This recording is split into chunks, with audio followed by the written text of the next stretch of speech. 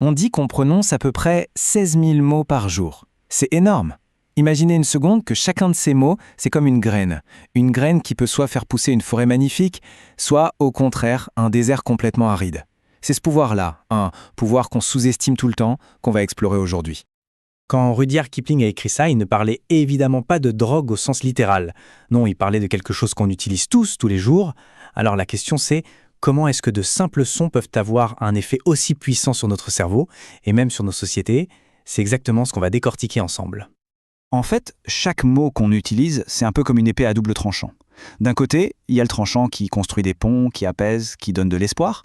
Et puis de l'autre côté, il y a celui qui creuse des fossés, qui inflige des blessures vraiment profondes et qui peut allumer des feux dévastateurs.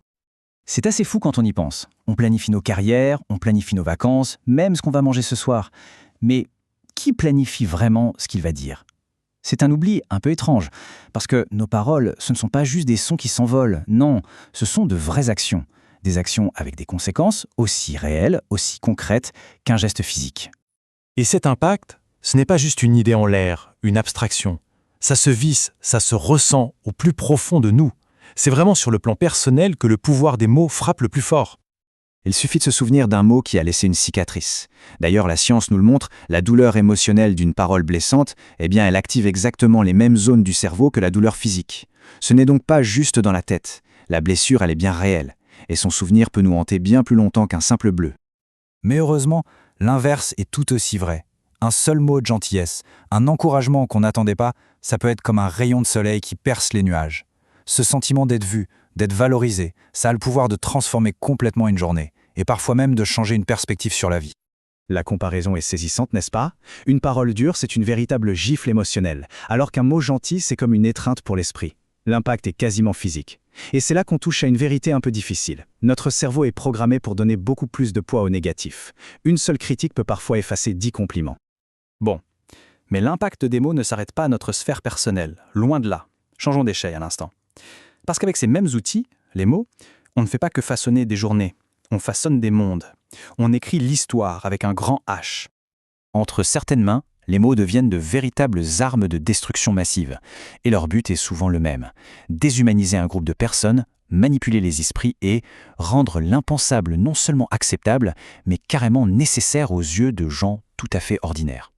On a 2 exemples tragiques qui nous montrent ce mécanisme.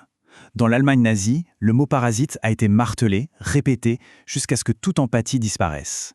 Au Rwanda, c'est le mot cafard, diffusé en boucle sur les ondes radio, qui a littéralement armé les machettes. La leçon est absolument glaçante. Répétez un mot déshumanisant depuis une position d'autorité, et vous pouvez transformer des voisins en bourreux.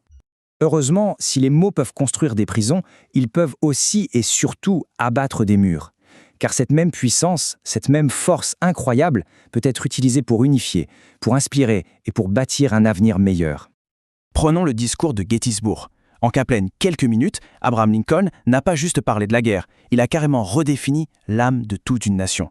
Ou alors Gandhi, avec son concept de satyagraha, la force de la vérité. Un seul mot, qui a mobilisé des millions de personnes sans utiliser la moindre arme. C'est la preuve qu'une idée juste, bien formulée, est plus puissante qu'un empire. Le fait de prendre conscience du pouvoir des mots, ce n'est pas du tout une découverte récente. Non, c'est une sagesse ancienne, une sorte de règle d'or qu'on retrouve, sous différentes formes, dans presque toutes les grandes traditions spirituelles de l'humanité. Que ce soit dans le Coran, la Torah ou les évangiles, le message est incroyablement constant. La parole doit être vraie, elle doit être bienveillante et elle doit construire plutôt que détruire. Cette convergence est fascinante. Elle nous dit qu'au fond, nos mots sont considérés comme le reflet direct de notre caractère.